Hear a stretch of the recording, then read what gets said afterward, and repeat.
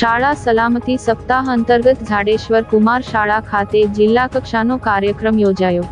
ગુજરાત રાજ્યમાં બહુવિધ આપત્તિઓના જોખમ સામે બાળકો સમજદારીપૂર્વક વલણ અપનાવે તે માટે વિવિધ કાર્યક્રમો યોજવામાં આવે છે। ગુજરાત રાજ્ય આપત્તિ વ્યવસ્થાપન સત્તામંડળ દ્વારા શાળાના વિદ્યાર્થીઓ, શિક્ષકો અને વાલીઓમાં આપત્તિ વ્યવસ્થાપન વિશે જાગૃતિ કેળવાય તે હેતુથી દર વર્ષે રાજ્યમાં શાળા સલામતી સપ્તાહની ઉજવણી કરવામાં આવે છે। વિદ્યાર્થીઓ, શિક્ષકો અને વાલીઓમાં આપત્તિ સામે સાવચેતી અને સલામતી વિશે વિશેષ માર્ગદર્શન મળી રહે તે માટે આજથી આગામી 25 જાન્યુઆરી દરમિયાન સરકારી પ્રાથમિક શાળાઓમાં શાળા સલામતી સપ્તાહ 2025ની ઉજવણી કરવામાં આવનાર છે।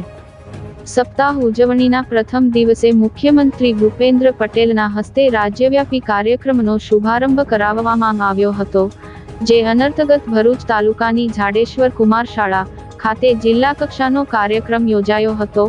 આ પ્રસંગે શાળામાં fire fighting demonstration, 108, Indian red cross દ્વારા પ્રાથમિક સારવારની તાલીમ, ભૂકંપ વિષયક પ્રેઝન્ટેશન, રોડ સેફટી, ઔદ્યોગિક એકમોના સેફટી અને ફાયર વિભાગના કાર્યક્રમનું ડેમોન્સ્ટ્રેશન બાળકોને બતાવવામાં આવ્યું હતું।